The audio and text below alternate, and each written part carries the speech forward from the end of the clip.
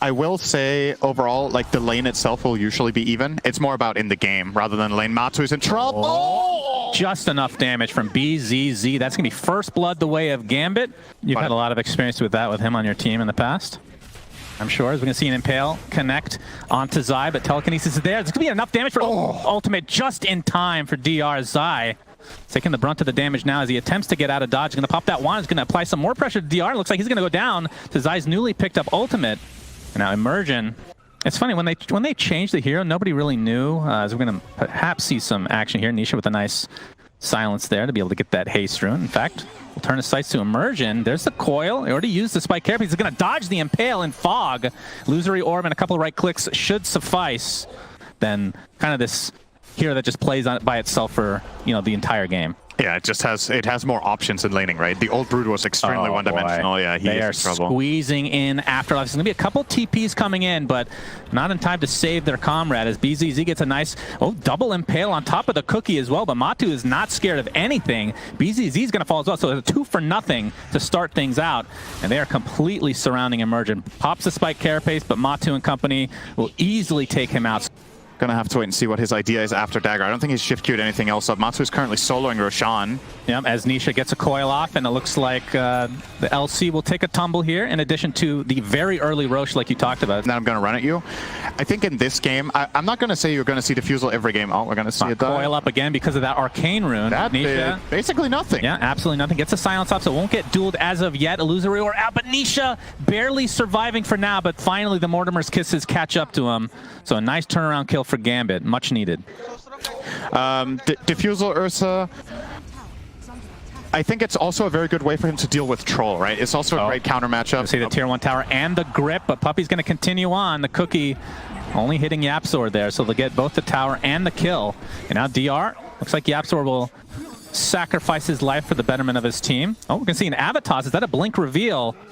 Not enough to kill Puppey as of yet. He's getting bottled from Nisha. Very nicely done. And it looks like with that phase shift, should be able to survive on both. Oh, now he's in trouble. He overextended. Yeah, and Matu with that Aegis. Afterlife is pretty freaking fast, and Coil is not quite up yet. This is going to be a long chase, perhaps. Matu finally gets the Earthshock off. And just a couple more right clicks. You know you're playing into an Aegis that is likely going to get used relatively soon by Secret as well to try to get something extra. So, yeah, Immersion. He's vendetted up, gets the Impale off. It looks like the Avatar should be enough to take out YapzOr, but that is just a position 4. When you lose so much control over the map and you see what vision Secret has, even if it's just this one ward deep in the enemy jungle at the top half, they have so much information about where the rest of the team must be, right? You can rule them out in half of the map, basically. Oh, we have a duel. That's a win. Aegis is now gone. Oh, perfect That is a timing. huge kill for Gambit. Shall survive the day. But yeah, you're right. I mean, it's not only net worth, but XP difference is also a stat that we don't really get to see all too often. From Immersion. Yes, carapace into the Avatos. Not enough for Nisha to die as of yet, but soon after he does. It's a 1-for-1 is in the back line. Zai was taking somebody out, and there's the Fiend's Grip onto Lorinov. That's going to be enough to take him out as well. And here we have the duel. It's not going to be enough to actually get a kill for Afterlife this time around.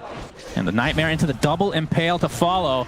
Matu just continuing to go ham. There's the Telekinesis, and that's going to be another kill going the way of Secret. Almost a full team wipe. A big part of what Brood does, right?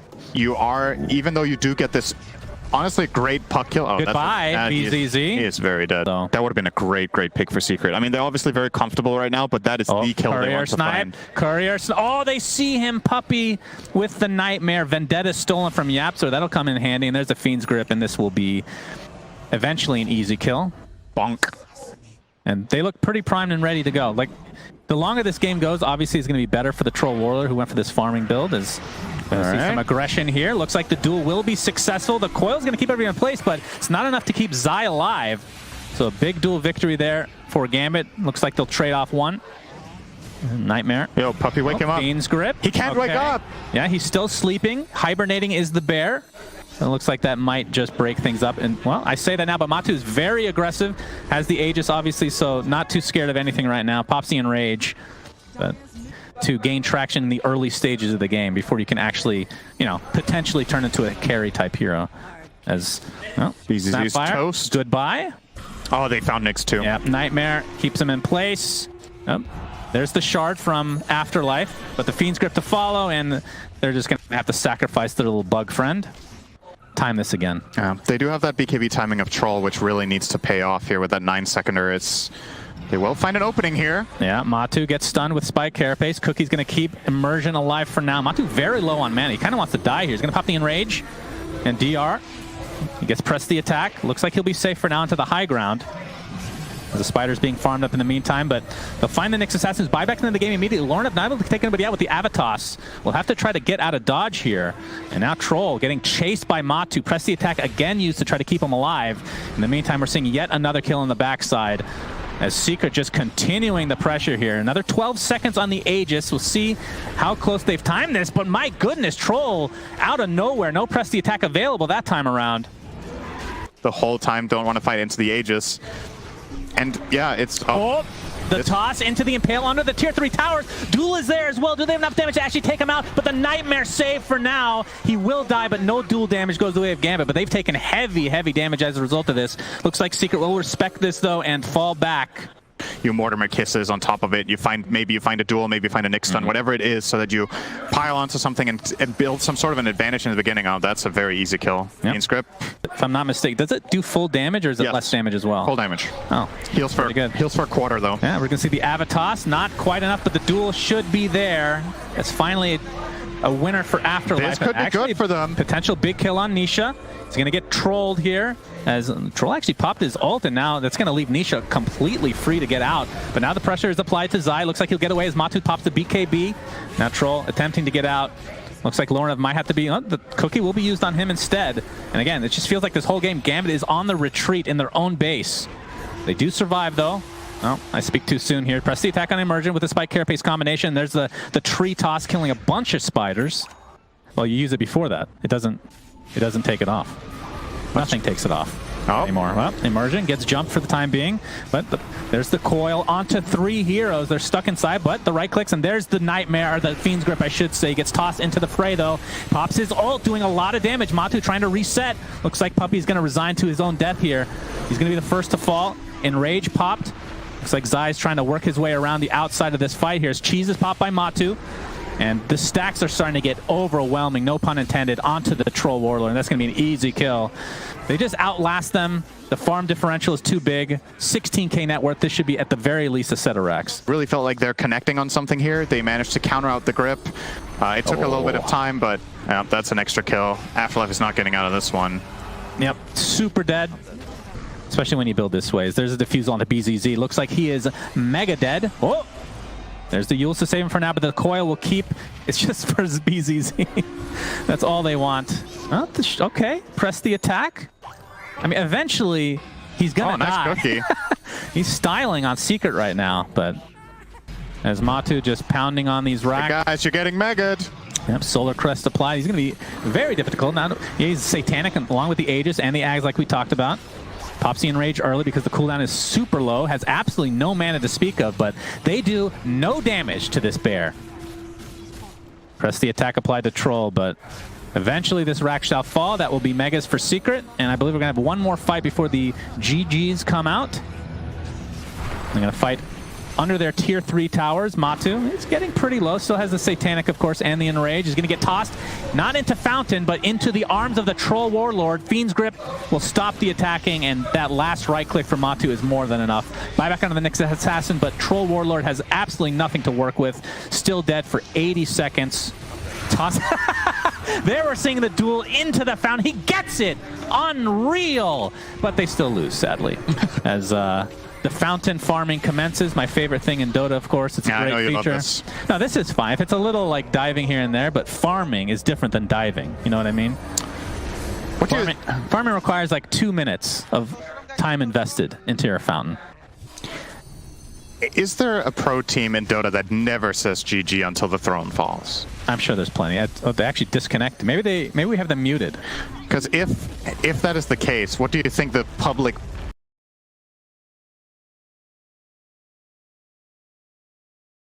A lot of the heroes that you buy it against naturally want to buy an item that counters it, right? Like, let's say you buy Vessel against Timber. How long is your timing window? Timber wants... Or he gets Lotus. He wants Lotus or Yules in a lot of games. Oh, good kill on Puppy here. That'll be first blood. Afterlife takes that for himself, and he's buffed up pretty nicely here. Matu getting chased under the tier 1. No. I'm not sure if you go the X build. I don't think, like, it was obviously the flavor of the month, right? Oh, good damage. Oh, blood right. Matu extremely low. Is TP support from dying. Yapzor. And the right clicks will be enough. Zai does hit 6. Careful. Caster Curse, young man. Oh, top lane, though. Afterlife chasing after Yapzor. He's going to get vision here. One more right click will be enough. He does find it. Puppy just a little bit too late there. They have no immediate silence. They have no instant stuns. They don't have significant bursts. So what's he going to do? He's stealing Medusa stacks. What are you going to do about it? This is huge. He's the mid hero just in the enemy jungle minute 10. And he got a lot of... Shackle shot into nothing. Yeah. No cigar. Yeah. Oh, Nisha actually jumps in. There's the cigar. That's a beautiful cigar indeed. Rupture is placed upon him, and they're just going to focus him down now.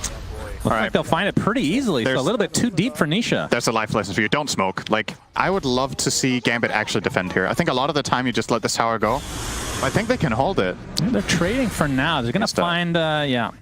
I'd like to order an onion ring tower to the caster booth, please. All right, we have a Shackle onto the creep, along with the Dark Willow. Gets into the Shadow Realm. There's the Nisha Rupture into the Blood Right. Looks like he... Oh. Stone Gaze will be popped. Aether Remnant does catch him, and they finally finish him off with Lornev coming in as that Morphling. So it's a 1-for-1 support for mid. Shackle Shot does connect. See if they can get out of here, does Gambit.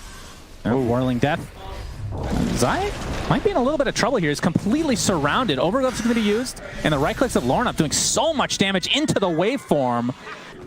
If you don't find very good fights immediately, you lose out on farm, right? It's not a very farm-efficient item. Oh, I'm going to see a Shackle counter initiation into the Focus Fire. Afterlife is in a lot of trouble, and Zai will help finish off the poor Bloodseeker. Okay. I think we're going to see a smoke here. Yeah, Lornev has double damage. He has an Illusion Rune. He has his Aghanim Scepter. He is all... Dude, that's very bad, though. That is... All right, DR pops the BKB. Focus Fire is not really doing too much damage. There's the follow with the Blood Right in addition. They're going to find 1. They're going to find 2. And just like that... I guess what they're thinking is... From the Luna's perspective against Medusa, right? Oh, this is definitely Blood Right, Fear, Bedlam, everything, and the kitchen sink throne. Ultra dead. That's Nisha. Quote-unquote single target damage. Like, if you place it correctly, this can burst through Medusa's mana shield very effectively. So I kind of like that idea. Oh, that is good cat. That is a dead Dark Willow, but Morphling turns into a better Dark Willow, so it's a 1-for-1, not including the death that they already had on the Void Spirit. And look at this, how pitiful the damage is against Lornev right now. Shadow Realm again, Matu. Okay, mana is getting burned big time as a result of all this damage. Remember, Age is still intact. Larnoff, this is not a 9k pup. Take it easy, brother. This is not going to work. I'm sure he'll be fine. There's the Shadow Realm again. Good pressure, though. They're going to have a hard time killing him in that form as well. Eclipse. Yeah, Eclipse not doing a whole lot. And actually, looks like he might be in some trouble here. Pops the BKB a little bit late, and here comes the Morphling, trying to apply some more pressure. Again, Nisha dies. This is basically died right after respawning, and now Matu ruptured. Lornev looks like he'll expend the Aegis at the very least. Nope, waveform's away. He'll just leave his tree to die instead. So BZZ. On many of the carries in the past, you would buy BKB to counter silences. You could just Satanic it off and just stand your ground. Are they actually getting Nisha for a 4th? Is that 4th or 5th kill on this guy this game? That will be the 5th. Dodges the fear, but inside the Blood Right still, and still ruptured. Of course, BKB popped by the Luna. Where's Lorna? Doesn't have an Eclipse to work with right now, so it looks like he might just drop. And with that, Secret finally with an advantage in a fight here. Lornoff with the Gork cosplay, no TP. Ooh. I hope Gork's not watching. That is not good.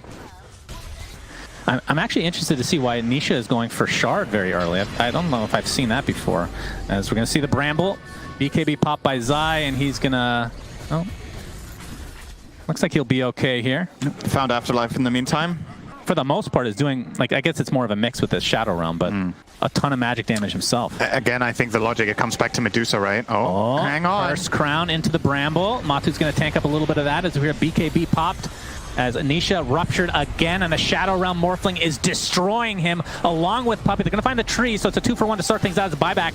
Now onto the Tree and Protector. Zai has the BKB activated, but the right clicks are doing so much work against him. And they're going to take him out again with the Shadow Realm from Lornev. The Satanic keeps him very healthy. Matu has to pop the ult to get himself away. Yapzor will not be so lucky. So a 4-for-1 with the buyback under the tree ant. God, Larenov is Big fight for Gambit. He's doing so many things right. They Roche, definitely have the advantage if they get this one, and they Question will. is, who gets the shard here? Shard currently on Luna. I mean, Luna's is probably better than Morphling, although double adaptive strike is pretty freaking good. As we're going to see Oh my God, dude. from afar. Matu, very little mana to speak of as he's stuck inside the bramble now. Zai pops the BKB. They did kill the Dark Willow, and Morphling might be next. He does have the Aegis, though. Matu's Luna in trouble. pops the BKB, and the right clicks looks like they'll be enough, although Matu's very tanky. Finally take him out. And now the chase is on for the rest of Secret. Bloodright won't quite connect. And Satanic is popped to be able to take off that Frostbite. It's difficult for them to access the map since their catch is as limited as it is, and if they don't access the map, Gambit are going to end the game with the next Roche, most likely, all right? They're going to pressure... Oh, Bramble to start. There's the E-Blade. Okay, not the greatest layering, but there's the Eclipse on top of him. He's still stuck. Already popped his ult. He's just getting bursted down. 95 seconds. No more Matu. No buyback. Another Rupture on Nisha. It seems to be reserved for him literally every single time. And this will likely be another Rax, if not GG. I mean, they're going to try to force out this buyback that will not come. And they have the building hitters. Unlike last game. Seeing a lot of more promise here from Gambit. As there's the jumper from Nisha.